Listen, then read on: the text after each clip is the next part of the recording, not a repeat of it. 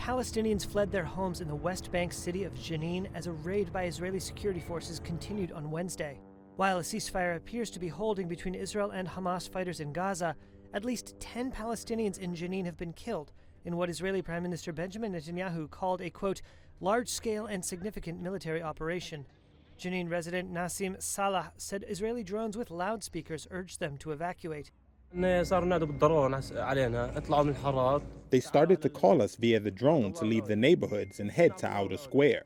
So we went towards Outer Square. I went with my mother and my family. They detained me. They put me inside a room. They asked me about my life.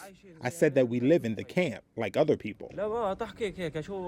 They asked about the situation inside the camp and told me people shoot towards us inside the camp.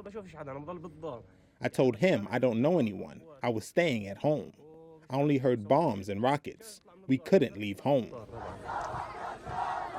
Hamas, based in Gaza, has over recent years expanded its reach into the West Bank, challenging the Palestinian Authority's limited governance. On Tuesday, Hamas called on Palestinians in the territory to escalate fighting against Israel. What the Israeli military calls a counter-terrorism operation in Jenin follows a weeks-long campaign by Palestinian Authority forces to reassert control in Jenin's adjacent refugee camp. The camp is a major center of armed militant groups, including Hamas and Islamic Jihad, both of which get support from Iran. This unidentified man said he was shot at by both the Palestinian Authority and the Israeli army while he had his children in his car. Israel's operation came a day after U.S. President Donald Trump declared he was lifting sanctions on ultra-nationalist Israeli settlers who attacked Palestinian villages in the West Bank.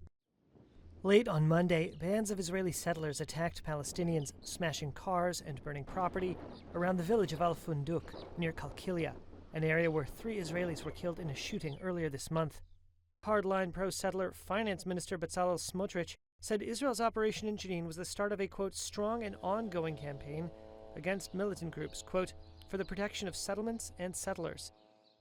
Inside the city, Tamar Abu Zahu said he was trying to deliver bread, medicine, and diapers to his mother, who was inside a Jenin hospital. He said he couldn't get through because Israeli snipers were shooting and not letting anyone pass.